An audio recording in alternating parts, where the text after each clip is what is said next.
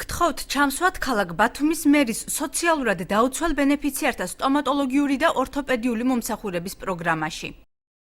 მოგახსენებთ, რომ ვარ პენსიონერი, არ ვმუშაობ, ჩემს პენსიაზეა დამოკიდებული შვილი და რძალი, ვარ საოპერაციო, მესაჭიროება თანხა. გთხოვთ გამიწიოთ მატერიალური დახმარება. Ამ შინაარსის 150-მდე წერილი აქ ბათუმის მერიის მოქალაქეთა მომსახურების ცენტრში ყოველდღიურად შედის. ისინი სფეროების მიხედვით ნაწილდება და მათი დიდი უმრავლესობა მერის ან მერის მოვალეობის შემსრულებლის სახელზეა დაწერილი.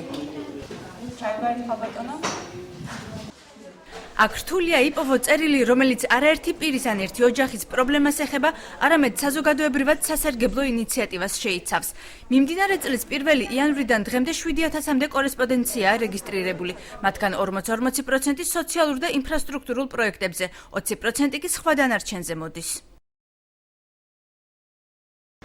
თითზე ჩამოსათვლელ საინიციატივო წერილებს შორის კიდევ უფრო მცირეა ისეთი, რომელსაც თვითმმართველობამ მხარი დაუჭირა.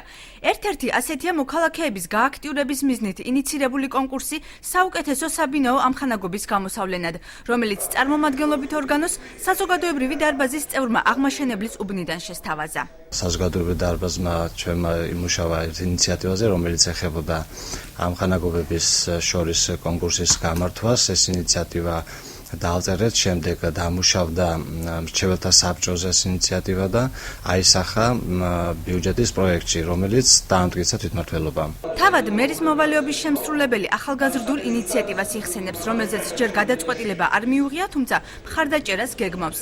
გია ერმაკოვს შეზღუდული შესაძლებლობების მქონე პირებისათვის მერიაში ადაპტირებული გარემოს შექმნაც აქვს გადაწყვეტილი.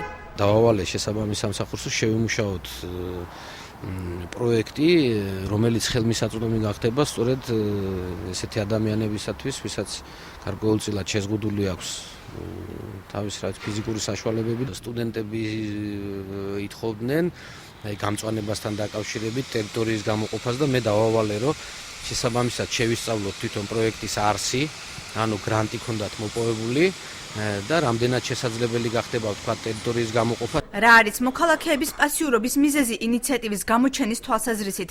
კავშირ პროგრესის ხელმძღვანელი ასე ხსნის.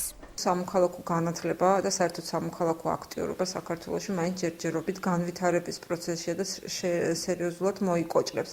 მაგრამ თუ დაუბრუნდებით წერილების შინაარს, აქვე შეგვიძლია ვთქვათ, რომ თვალნათელი არის სოციალური ფონი, რომელიც საქართველოში არსებობს. მნიშვნელოვანი ინიციატივა, რომელიც თვითმმართველობამ ყურად არ იყო სამოქალაქო საზოგადოების ინსტიტუტისა და სამოქალაქო მრჩეველთა საბჭოს მიერ შეთავაზებული ბათუმის ურბანული დაგეგმარების სტრატეგიული გეგმის დოკუმენტი იყო. საკითხმა საკრებულოს ხდომამდეც კი ვერ მიაღწია. ინიციატორს პასუხიც კი აქვს, რის გამოც ამჯობინა თვითმმართველობაში თანამშრომელთა ნაწილმა დოკუმენტის გვერდზე გადადება. გამოყენებადი არის ეს დოკუმენტი, მაგრამ საკრებულოს ნაწილი და იგივე მერიაშიც არის რასთან სხვადასხვაობა, რომ ამ დოკუმენტის მიღება გამოიწვევს რაღაცა ვალდებულებების აღებას, რომელიც თქვათ მისი შეუსრულებლობა კიდევ უფრო დამატებით პასუხისგებლობას დააკისრებს მერიას. მერიაში ჯერ კიდევ არ ჩატარებულა აუდიტი, რომელიც მიმდინარე პროგრამების ეფექტიანობას დაადგენდა. რა ტიპის განცხადებებია შესული ქალაქის წარმომადგენლობით ორგანოში, რას მოჰყვა რეაგირება და რა დარჩა ყურადღების მიღმა. 2 დღის განმავლობაში ბათუმის საკრებულოდან კომენტარი ვერ მოვიპოვეთ.